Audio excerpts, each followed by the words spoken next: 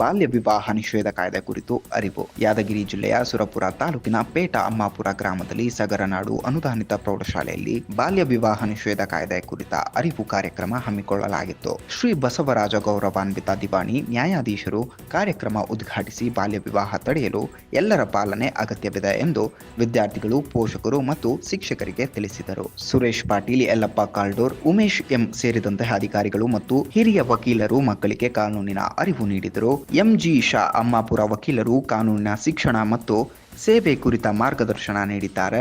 ಶಾಲೆಯ ಗುರುಗಳು, ಶಿಕ್ಷಕರು ಮತ್ತು ವಿದ್ಯಾರ್ಥಿಗಳು ಕಾರ್ಯಕ್ರಮದಲ್ಲಿ ಹಾಜರಿದ್ದರು. ಬಾಲ್ಯ ನಿಷೇಧ ಕಾನೂನಿನ ಅಡಿಯಲ್ಲಿ ದೂರು ದಾಖಲಾಗಿರುವುದು ಇದೆ.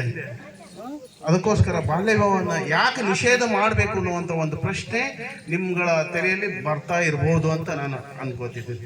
ಯಾಕ್ರಿ ಸರ್, ನಾವು ಮನಸ್ಸು ಬಂದಾಗ ಮದುವೆ ಮಾಡ್ಕೋಬೇಕಾ, ಯಾಕೆ ಬೇಡ ಅಂತೀರಿ ಅನ್ನುವಂಥ ಒಂದು ಪ್ರಶ್ನೆ ನಿಮ್ಮ ಮನಸ್ಸಿನಲ್ಲಿ ಬರ್ಬೋದು ಅಂತ ಅಂದ್ಕೊಂಡಿದ್ದೀನಿ.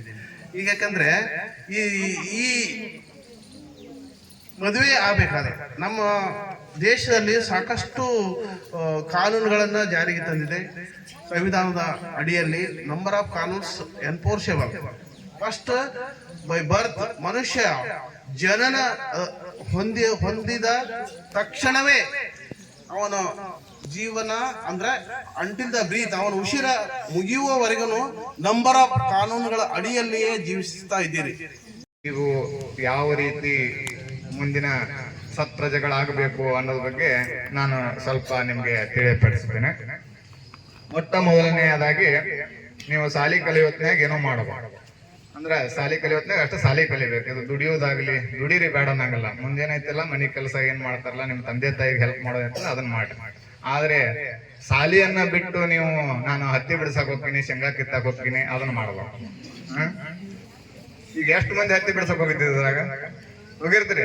ಒಂದು 20 to 40% ಸೀಸನ್ ಬಂದ್ರಂದ್ರೆ ಟಮ್ಟಮ್ನಾಗ ಎಲ್ಲಾರು ಏರ್ಕೊಂಡ್ ಕುತ್ಕೊಂಡ್ಬಿಡ್ತೀರಿ. ಹೋಗ್ರಿ ಬೇಡ ಅನ್ನಂಗಿಲ್ಲ. ನಿಮ್ಮ ಹೊಲಕ್ ಹೋಗ್ರಿ, ಮಂದಿ ಹೊಲಕ್ ಬಿಡ್ಯಾಕ ಹೋಗ್ಬೇಡಿ. ಅದು ನಿಮ್ಮ ಹೊಲಕ್ ಯಾವಾಗ ಹೋಗ್ಬೇಕು? ಸಂಡೇ ಇದ್ದಾಗ.